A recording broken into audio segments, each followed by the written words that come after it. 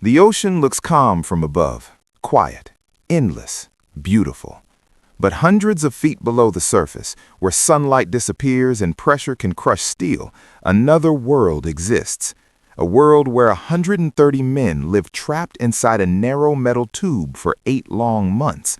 No fresh air, no open sky, no privacy, no escape.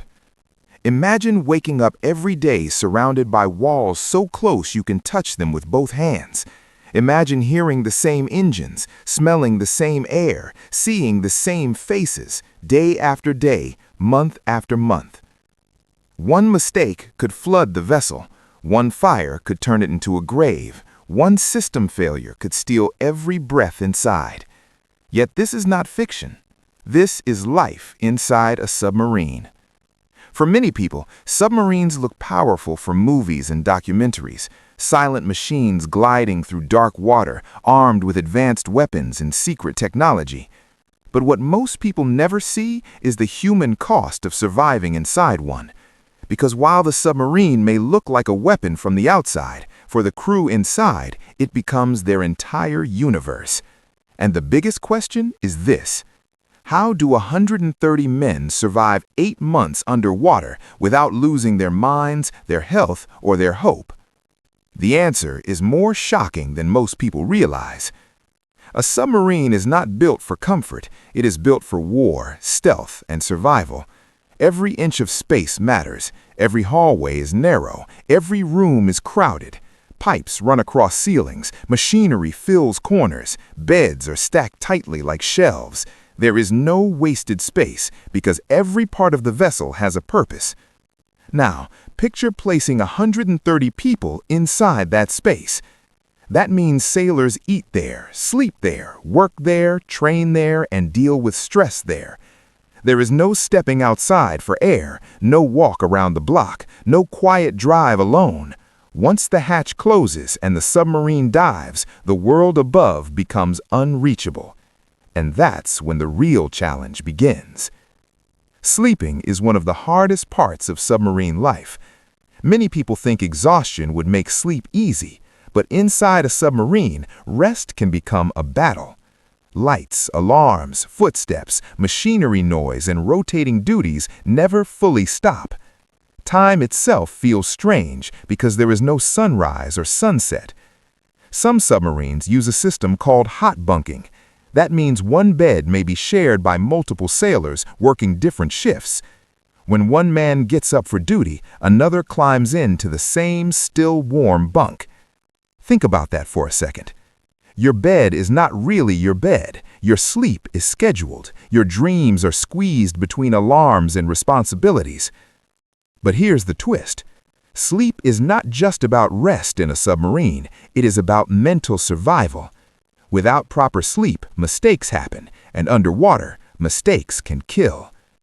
Food becomes another lifeline. Before deployment, submarines are loaded with massive amounts of supplies. Boxes of canned goods, frozen meat, dry foods, snacks, medical items, and emergency rations are packed into every available space. Sometimes food is stored under beds, in passageways, even in places not meant for storage. At the beginning of the mission, the crew may enjoy fresh fruit, vegetables, milk, and bread, but those luxuries do not last long. As weeks pass, fresh food disappears, frozen meals and preserved supplies take over. Still, meals matter deeply. Inside a place filled with pressure and routine, food becomes emotional comfort. A good meal can lift morale. A favorite dessert can change someone's entire mood. Some submarine cooks are respected like heroes because they feed not just bodies, but spirits. When the outside world is gone, even a hot plate of food can feel like home. But surviving on food alone means nothing without air. This may be the most terrifying truth of submarine life. Every breath depends on machines. There are no open windows, no breeze, no emergency fresh air from outside. A submarine is sealed. The crew breathes recycled air managed by complex systems working every hour of every day. Oxygen is often created through electrolysis, where water is split into hydrogen and oxygen using electricity. That oxygen is released into the submarine so the crew can breathe. At the same time, carbon dioxide from human breathing must be removed. If it builds too high, headaches begin, then confusion, then danger. So special scrubbers clean the air constantly. What nobody expected was how much trust this creates between man and machine.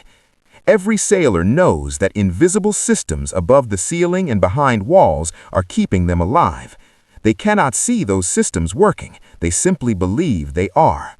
And if one of them fails, panic can spread fast. Water is another hidden struggle. The submarine moves through an ocean full of water, yet most of it cannot be used because it's salt water. Fresh water must be made on board through desalination systems or distillation. That water is precious. It is used for drinking, cooking equipment, and limited hygiene. Showers are often short, sometimes extremely short. Waste is discouraged. Every drop matters. Imagine floating in endless water while being told to save every cup you use. That is the irony of life underwater. Then there's cleanliness. Now imagine 130 men living in tight quarters for months. Sweat, machinery oil, cooking smells, damp air, shoes, uniforms, stress. Hygiene becomes both difficult and necessary. Laundry schedules are strict. Personal space is almost non-existent. Bathrooms are shared and limited. Lines form. Privacy disappears. And yes, even using the toilet on a submarine can be complicated. On some vessels, waste systems require training to operate properly because pressure differences and valve mistakes can cause serious accidents. In submarine history, small errors in sanitation systems have led to dangerous flooding situations. So even the simplest human needs become technical operations. But none of that compares to the psychological battle. This is where many people would break. No sunlight for months, no fresh wind, no rain on your skin. No random walk outside, no seeing your family face to face, no real silence, no true solitude, just steel walls and repetition. Days blend together, weeks lose meaning, time becomes numbers on a schedule. Some sailors describe forgetting what season it is. Others say they stop caring what day it is. Birthdays, holidays, world events, life above continues without them.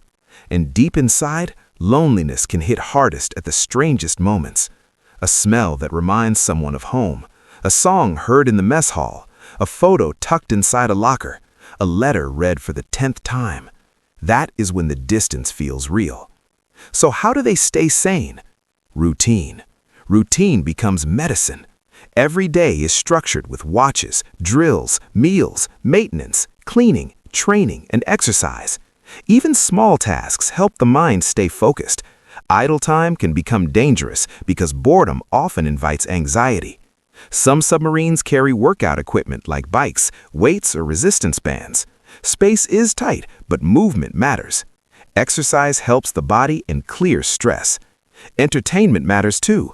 Movies, books, games, shared jokes, conversations, and traditions become emotional fuel. Laughter in a submarine is not small, it is survival. Then comes teamwork. Inside a submarine, no one survives alone. Every person depends on everyone else. Engineers trust mechanics. Navigators trust sonar teams. Officers trust enlisted sailors. Cooks support morale. Medics support health. If one person stops caring, everyone feels it. That creates a strange bond, stronger than many friendships on land. These men see each other exhausted, stressed, scared, sick, frustrated, and vulnerable. Masks fall away in closed spaces. Sometimes they argue, sometimes tempers rise, sometimes small issues become big ones because stress magnifies everything. But they also protect one another.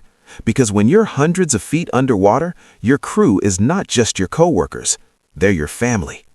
And then there are emergencies. Fire on board a submarine is terrifying because smoke has nowhere to go.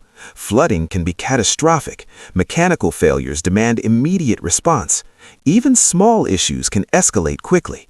That's why crews drill constantly. again and again. Flood response, fire response, medical emergencies, system failures, evacuation procedures. Some drills happen so often they become muscle memory, because in real danger, there may be no time to think, only time to act. What nobody on the outside fully understands is how much discipline this requires. You can't fake responsibility underwater. You can't ignore your role. You can't be careless for long. The ocean punishes carelessness. Then, after months of sacrifice, another challenge appears: returning home. Many assume the hardest part ends when the submarine surfaces, but for some sailors, adjusting back to normal life takes time. Crowds can feel strange, open spaces can feel overwhelming, family routines changed while they were gone, children grew, news happened, life moved forward. And the man returning is not exactly the same man who left. He lived 8 months in isolation, pressure, and discipline. He shared fear and loyalty in a world most people will never understand. That experience changes people. Some return stronger, some return quieter. Some carry memories they never fully explain. Because how do you describe months spent inside steel, surrounded by darkness, trusting machines for every breath? How do you explain missing sunsets so much that seeing one again feels emotional? How do you tell someone what silence sounds like beneath the sea? The truth is, surviving 8 months in a submarine is not just about technology. It's not just about oxygen systems, food storage, or engineering. It's about endurance. It's about discipline when you're tired. It's about calm when fear appears. It's about respect for routines that keep everyone alive. It's about men learning to live without comfort, without privacy, and without the freedom most people take for granted. And maybe that's the most powerful lesson of all. Because above the water, many people struggle with inconvenience, slow traffic, bad weather, long lines, minor problems. But below the surface, 130 men survive months inside a steel tube where one failure can end everything. No applause, no audience, no sunlight, just duty. So the next time you see a submarine gliding across the ocean, remember this: you're not looking at a machine. You're looking at 130 human beings carrying discipline, fear, loyalty, and courage into the darkest place on Earth, and somehow coming back alive.